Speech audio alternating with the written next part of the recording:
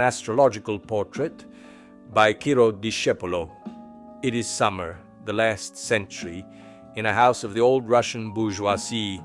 A man of perhaps 40 years, but who's extremely childish, lies in his bed looking at the ceiling, sleepily chasing the incoherent flight of a fly.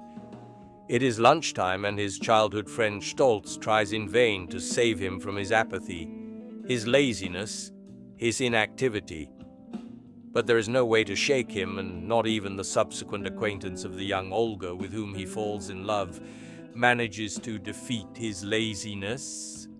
Oblomov, we are in fact talking about the protagonist of the homonymous masterpiece by Ivan Alexandrovich, resists every vital stimulus and appears satisfied by his immense laziness. Here, Marcello Mastroianni makes me think of Oblomov. I'm certain, in fact, that his laziness, confessed and denied so many times by himself, exists. It is something very important in the life of the actor from Lazio, but at the same time it is something much more complex to define as indolence. Marcello Mastroianni has two very clear dominants. The sun, which at the time of his birth had just culminated passing into the 9th house, and Jupiter, which had just risen. A Jupiter in Sagittarius 2 or 3 degrees above the ascendant. So much so. There are those who are born with a dominant Neptune in bad aspects to the luminaries, and those who are born with 2 winning lottery tickets stuck to them. Some explain it with reincarnation, and this would tell us that the good Marcello, in previous lives, had to see 1,000 colors and perhaps pass through pig destinies before reaching this brilliant condition, but I, unfortunately, do not have the comfort of belief in reincarnation, and although I cannot explain the great injustices of life, I must note that there are people who are born with disastrous horoscopes and others who see the light for the first time illuminated by the Jupiterian and solar headlights. In my opinion, Marcello Mastroianni embodies an important form of Oblomovism that, while not passing through absolute inactivity, lets time pass and looks at events with solar royalty and jovial optimism. He is the bearer of an important message, of a bet with destiny. How could astrology be justified if ours, with his horoscope, were a poor wretch desperately looking for a place in the sun? Instead, he can rest easy because 5,000 years of observations of the sky have shown that someone born with his tiles can only be a winner, a leader, a little sovereign, basically a quiet person who knows that he deserves first place, but at the same time does nothing to keep it. He is a sun king, enlightened, good-natured, paternalistic, but above all a man who doesn't want to be pissed off and wants to be left in peace. He himself declares that when he makes a film, he spends the hours peacefully eating, sleeping, resting, and acting when he has to stand in front of the camera. But does this mean then that Mastroianni is not good? Not at all, but it means that with equal talent, his horoscope increases his success tenfold. Can we perhaps say that actors like Tonazzi, Gassman, Manfredi or Sordi are less good than him? And yet, indisputably in Italy, he is number 1 for how directors compete for him and for how he is known abroad. The dominants are something that is already seen somatically, morphologically, then character-wise, and then existentially. And you would have to be really blind not to see them in the small and big things of the subject's life. With that face, with that phlegm, with that detachment, that would also make you think of a lack of feelings. I would easily see him in the role of a president, a great international mediator, a pope. Someone might point out that there is some disharmonious aspect that affects the luminaries. Yes, but let's be serious. These are trifles. We are talking about a Jupiter in Sagittarius, just above the ascendant and trine to Venus, and a sun attached to the mid-heaven. Perhaps some dotted line that joins two or more stars in his native sky will prevent him from winning the Oscar, a bit like what happened with the Nobel Prize for Literature that has been denied to Moravia for about 20 years. But I think he himself would say, "What do we care? Let's think about living." What is very striking about him, in my opinion, is this sense of tranquility and security and awareness of his own superiority. There is a lot of Libra in his indolence, and his consenting smile makes me think of the absolutely Libra-like pictures in Stanley Kubrick's film Barry Lyndon, dominated by blue and pink, by the immobility of the scenes that could be read as so many 18th century paintings, and by the absolute fixity of the ponds and the leaves of the trees. In short, I don't want to say that Marcello Mastroianni, but that he is certainly a very agitated actor who has probably never taken an anxiolytic and who exudes optimism from every pore of his skin. The years pass for him too, but he refuses to think about death.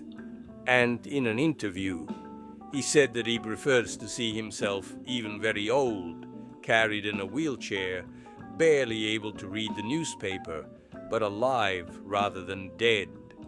He has the talent, and has demonstrated it in many different roles, impersonating the seducer to the impotent, even the pregnant man. But he doesn't believe in American methods, in the actor's studio style like Bob De Niro, who, to play the part of the boxer, subjects himself to 3 months of excruciating activity in the gym, gains 30 kilos and then loses them in the space of 2 weeks. So, he says, what should I have done to play the part of a madman in Bellocchio's Henry IV? Spend 100 days in a mental hospital?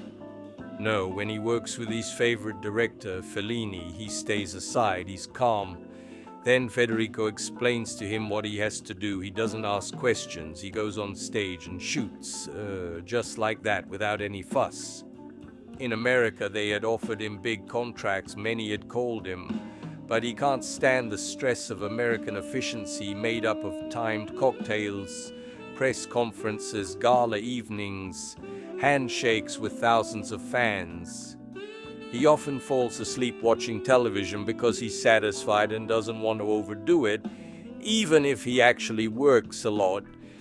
He's a very intelligent man, having Mercury in Virgo opposed to Uranus, and perhaps this helps him a lot in his work because he immediately understands what the directors ask him to do. He also has a great sense of observation. On the other hand, his relationship with the feminine is not good. There are several penalizing points. Venus in conjunction with Neptune, Venus opposed to Mars, the Moon opposed to Mars, Saturn in the 10th. This last point explains the figure of a somewhat castrating mother who delayed or partly prevented his emancipation, and who always comes out a bit like a castrating character in his interviews. Saturn in the 10th is certainly responsible for his not being fully successful professionally. For the Oscar, he has missed, at least so far, for not having wanted to cross the ocean. The two dispositors of the 7th are in the 9th, and in fact 2 of his great loves were foreigners, Catherine Deneuve and Faye Dunaway. For the foreign public, he very much embodies the Italian male, the Don Juan always careful to point out the prey. I sincerely do not believe this, and again it seems appropriate to say that ours thinks like this. I'm here, I'm nice, I'm handsome, if you want, take me. But the years pass for everyone, and the transit of the last 2 years on his ascendant must have tested him a lot, and or aged him. He will certainly have questioned many things and will have grown a lot. But the current transit of Saturn and Uranus in the first house and square to the Sun is much harder and could also cause him some quite serious health problems. Let's hope not, and hope that it is only the natural aging, in this case acute, of this type of transit. But something will have to give to Uranus too, and Uranus wants changes, big changes. A good astrologer chatting with him could give him some very useful advice and could help him antagonize these disharmonious transits in the most painless way possible. One point of his health that can be seen a mile away that could cause him problems is his liver, and so in the meantime I would advise him to do like the character in 8½, the director Guido, who is in a spa. Here, he could spend a fortnight a year in Cianciano, and his health would improve a lot. However, he should also implement big changes and anticipate the transits rather than put his hands up. The fact is that after 60 years of age, you want to pull in the oars, and you don't want to put your habits, your principles, everything you've built up until then back into play. But unfortunately, it is necessary for the protagonist of La Dolce Vita to give a strong turn of the helm to his life very soon. With Uranus, in fact, you have to play in advance and always catch him on time. The 100 souls of the 100 characters he plays will be stirring inside. They will be looking for an outlet, an evolution. But this transit seems a little dangerous to me, because the psychological structure of ours is that already described of a winner, of someone who has the patron saints watching over him. In this case, instead, he should give himself a shake and put the ball back in the field. There are many ways to exercise a dangerous symbol, and I have already repeated many of them several times in these pages and in my books. I hope I will write others in a new book. The watchword when Uranus is involved is renewal in all aspects. The more you can change, the better. Way of working, the car, the house. The area where perhaps Mastroianni has revealed himself a little more is that of money, where he usually spends more than he earns, and for which he complains of always being at the top of the taxpayers' lists, while very famous billionaires with enormous assets in Liechtenstein are considered penniless. Who knows, perhaps there, by activating at most his Mars in the second house, he could unload a large part of the aforementioned transit.